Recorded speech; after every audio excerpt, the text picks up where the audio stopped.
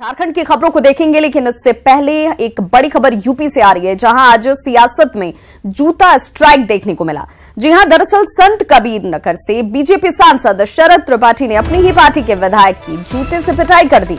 संत कबीर नगर की मेहंदावल सीट से बीजेपी विधायक राकेश सिंह बघेल और सांसद शरद त्रिपाठी जिला कार्य योजना समिति की बैठक में पहुंचे थे। इस दौरान योगी सरकार में कैबिनेट मंत्री आशुतोष टंडन और डीएम साहब भी मौजूद थे, लेकिन जब तक कोई कुछ समझ पाता, सांसद महोदय ने जूता निकाला और विधायक को पीटना शुरू कर दिया। बताया जा रहा है कि एक शिलापत्र में सांसद महोदय का नाम नहीं था, जिसे देखकर वो भड़क गए। जूतम पैजार के बाद काफी देर तक अफरा तफरी यहां मची रही। पिटाई से नाराज विधायक समर्थकों ने इसके बाद डीएम ऑफिस का घेराव कर दिया और सांसद के खिलाफ कार्रवाई की मांग करने लगे।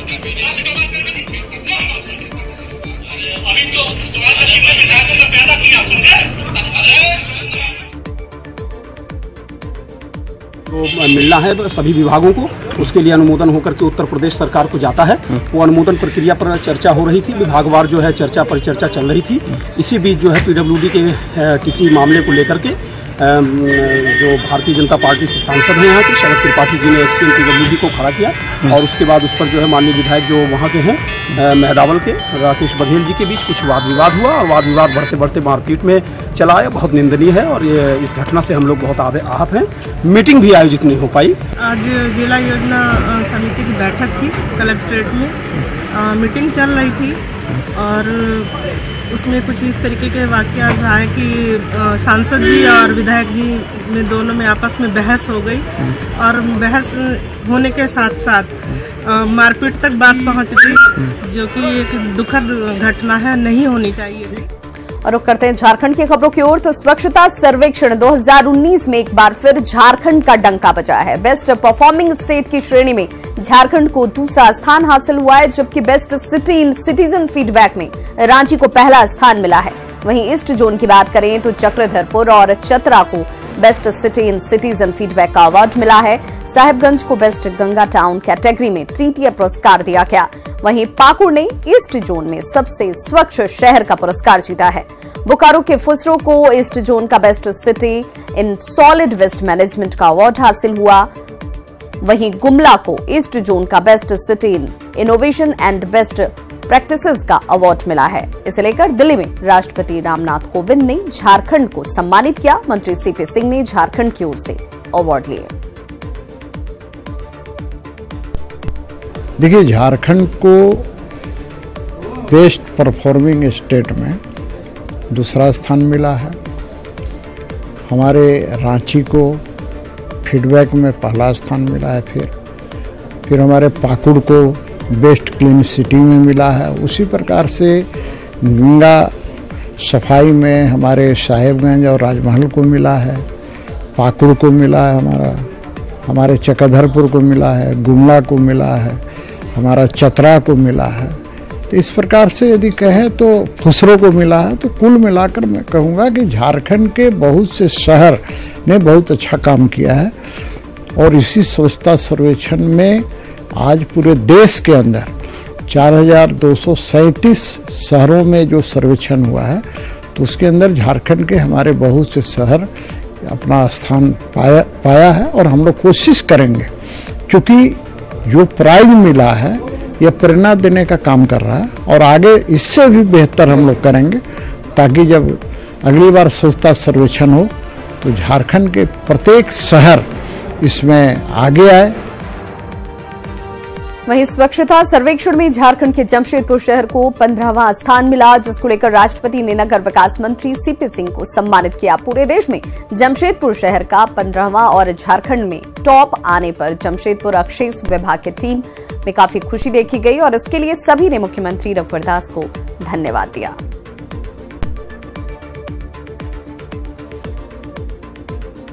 मार्च को जो स्वच्छ भारत अभियान के तहत स्वच्छता सर्वेक्षण 2019 का रिजल्ट सामने आया है, जिसमें जमशेदपुर को ऑल ओवर इंडिया रैंकिंग में 15वां स्थान मिला है और पूरे झारखंड में हम लोग प्रथम स्थान पर हैं। तो ये बहुत ही खुशी की बात है कि जमशेदपुर एक अच्छे मुकाम पे पहुंच रहा है और ये इसमें हमें लगता है कि माननीय मुख्यमंत्री जी लगातार हम लोग को बोल रहे थे कि टॉप 10 में आना है, तो मैं माननीय मुख्यमंत्री जी को भी बधाई देना चाहता हूँ कि उनके इंस्पिरेशन, उनके आशीर्वाद से हम लोग इतना दूर पहुँचे हैं।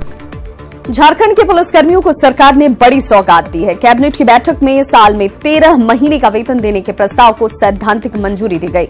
इसे लेकर मुख्य सचिव की अध्यक्षता में कमेटी का गठन किया गया है, जो 1 महीने में अपनी अपनी अनुशंसा सरकार को सौंपेंगी। वहीं खास महल और हाउसिंग बोर्ड के आवासीय इकाई की जमीन को फ्री होल्ड करने का फैसला भी लिया गया।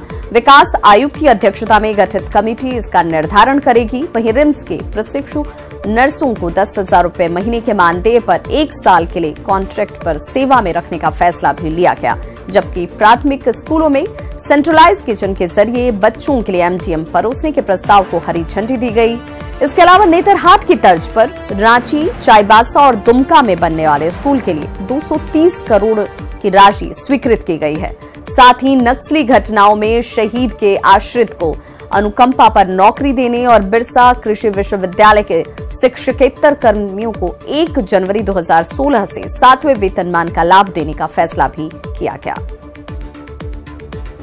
130 प्रशिक्षु परिचारिकाओं को कुल 10,000 प्रति माह के मानदेय पर सेवा देने के संबंध में 130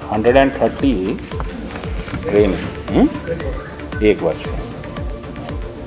नेक्स्ट ये स्कूली शिक्षा विभाग के अंतर्गत केंद्र प्रायोजित मध्याह्न भोजन योजना के अंतर्गत प्रारंभिक विद्यालयों के कक्षा 1 से कक्षा 8 तक अध्ययनरत बच्चों के लिए केंद्रीयकृत किचन के माध्यम से मध्याह्न भोजन योजना का कार्यान्वयन करने की प्रक्रिया का निर्धारण। बेसिकली ये डिटेल में है। सेंट्रलाइज किचन अभी जैसे ये स्कूल वाइज होता था, अब इसको एक सेंट्रलाइज किचन के तहत किया जाएगा, तो उसी की प्रक्रिया निर्धारित की गई है। आदिवासी युवाओं को आत्मनिर्भर बनाने पर सरकार का जोर है। सीएम ने आदिवासी दलितों के लिए अलग से उद्योग नीति बनाने की घोषणा की। SC/ST स्टैंड अप योजना के तहत रांची में सीएम ने 45 युवाओं को मिली LPG टैंकर को हरी झंडी दिखाकर रवाना किया।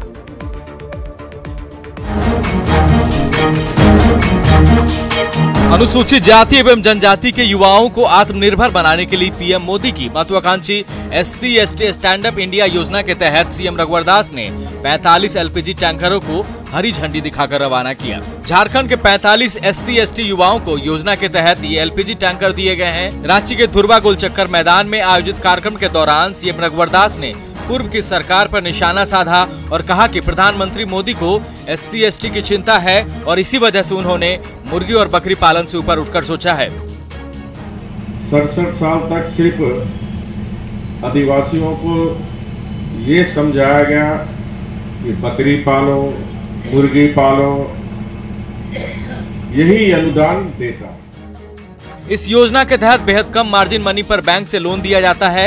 साथ ही इन LPG टैंकरों का पेट्रोलियम मंत्रालय के साथ अगले 5 साल का कॉन्ट्रैक्ट किया गया है, जिसके तहत हर महीने कम से कम 5500 किलोमीटर टैंकर चलेंगे, जिससे लाभुक युवाओं को लाभ मिल सके। बहुत कम मार्जिन में हम लोग को 1 करोड़ रुपए का लोन प्रोवाइड किया गया है और 5 साल का IOCL या HPCL या BPCL के साथ में कॉन्ट्रैक्ट दिया गया है। इस कार्यक्रम के दौरान दलित इंडियन चैम्बर ऑफ कॉमर्स के ईस्ट जोन प्रेसिडेंट और पद्मश्री मिलिंद कामले भी मौजूद रहे और सरकार की नीतियों की इन्होंने तारीफ की। प्रधानमंत्री जी का सोच था कि SC/ST लोगों को डेवलप किया जाए, तो उसी के तहत हम लोगों ने आज जो पूरे झारखंड में 45 टैंकर SC/ST के लोगों को दिया गया है और वो लोग इससे अपने परिवार को और कुछ लोग को भी एम्प्लॉयड करेंगे। तो हमने सरकार को विनती की, तो इस प्रकार की विदाउट गारंटी स्कीम बनाइए, तो मुद्रा और स्टैंड अप इंडिया के माध्यम से सपोर्ट सिस्टम मिल रहा है। सीएम रघुवर दास ने इस मौके पर राज्य के आदिवासियों दलितों के लिए अलग से उद्योग नीति बनाने की भी घोषणा की है। इस योजना के शुभारंभ के बाद झारखंड देश का ऐसा पहला राज्य बन गया है जहां के सीएम ने SC/ST स्टैंड अप योजना के तहत हरी झंडी दिखाकर एक साथ 45 युवाओं को मिली LPG टैंकर गाड़ी को रवाना किया हो। रांची से न्यूज़ 18 के लिए उपेंद्र कुमार की रिपोर्ट। जेएमएम के कार्यकारी अध्यक्ष हेमंत सोरेन ने महागठबंधन में पेंच से इनकार किया है। उन्होंने कहा कि वोटों के बिखराव को रोकने के लिए महागठबंधन जरूरी है। वहीं बाबूलाल मरांडी ने यह दावा किया कि महागठबंधन में सीट शेयरिंग का फॉर्मूला जल्द फाइनल होगा। वहीं मंत्री सीपी सिंह ने कहा कि बीजेपी से घबराकर सभी घोटालेबाज हाथ मिला रहे हैं, लेकिन चुनाव में इससे कोई फर्क नहीं पड़ने वाला है। देखिए, हमारा प्रयास है कि वोट में बिखराव ना हो। इसके लिए जिस जिस जगह ये बिखराव होने की संभावनाएं हैं उसको कैसे समाप्त किया जाए, इस पर भी चर्चा होनी चाहिए। सर, चीजें क्लियर हैं, लेकिन मुद्दा कहीं ना कहीं फंस रहा है। नहीं फंसेगा। लोगों की अपनी अपनी भावनाएं जरूर हैं और पार्टी, दल और वरिष्ठ नेतागण इस विषय पर काफी गंभीर है। बस चल रहा है बातचीतें। हमें उम्मीद है कि जल्दी ही सब कुछ तय हो जाएगा। तो जितने घोटालेबाज हैं, जितने 2 नंबर का धंधा करने वाली पार्टियां हैं, जितने टोटी चोर से लेकर चारा चोर तक सारे के सारे एक हो गए हैं। इसलिए हो गए हैं कि आज मोदी जी का मुकाबला ये नहीं कर सकते हैं, इसलिए चार। बेटे की शादी समारोह में सीएम रघुवर दास जमकर थिरके। जमशेदपुर के एग्रीको स्थित आवास पर हल्दी सेरेमनी का आयोजन किया गया और इस मौके पर सीएम रघुवर दास समेत परिवार के सभी सदस्य डांस करते हुए नजर आए।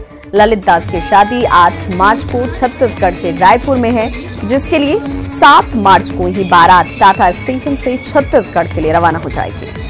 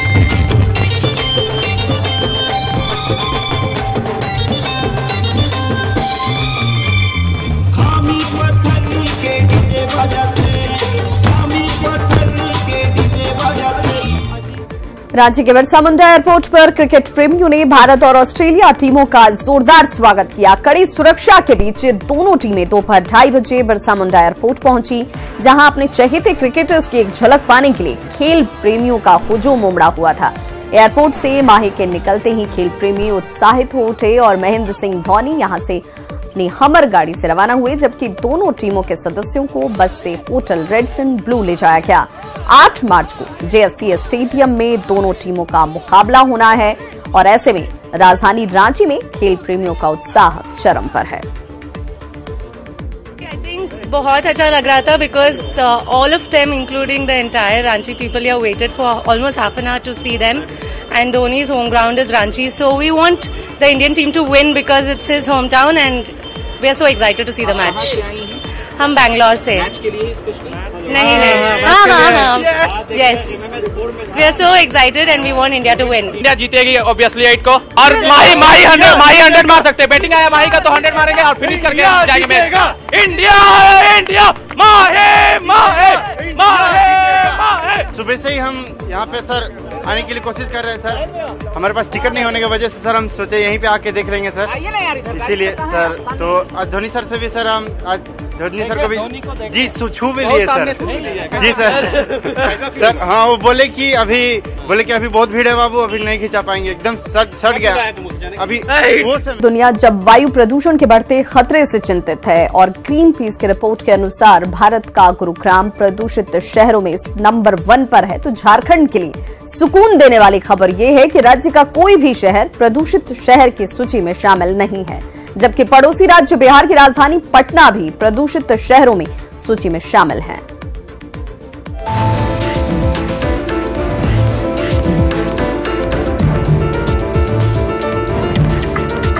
ये आपके लिए खुश होने का वक्त है अंतर्राष्ट्रीय संस्था ग्रीन पीस के पॉल्यूशन रिपोर्ट ने जहां देश की चिंता बढ़ा दी है, वहीं झारखंड का कोई भी शहर इसमें नहीं आता। 40 पॉल्यूटेड शहरों की सूची में गुरुग्राम टॉप पर है, तो पड़ोसी राज्य बिहार 7वें नंबर पर। आइए जानते हैं कि झारखंड के पर्यावरणविद इसे कितनी बड़ी राहत मानते हैं। तो रखा गया है कि ये एयर पोल्यूशन चाहे से फ्री रखा गया, तो ये बहुत ही सुखद समाचार है और यहाँ के लोगों के लिए भी सुखद है, क्योंकि जिस तरीके से पूरे विश्व में लोग एयर पोल्यूशन से प्रभावित हो रहे हैं, लोग मर रहे हैं, उसमें अगर झारखंड में कोई भी क्षेत्र को, शहर को नहीं रखा गया है और वो मुक्त है इस तरह के प्रदूषण से, तो बहुत ही अच्छा न्यूज है, पॉजिटिव न्यूज है। हालांकि झारखंड की ग्रीन पीस प्रदूषण रिपोर्ट से बाहर होने की कई वजहें हैं। इनमें आदिवासी वनवासी परंपरा, सरकार की नीतियां, पेड़ लगाने में तत्पर वन विभाग, उद्योगों पर स्टार रेटिंग व्यवस्था प्रमुख है।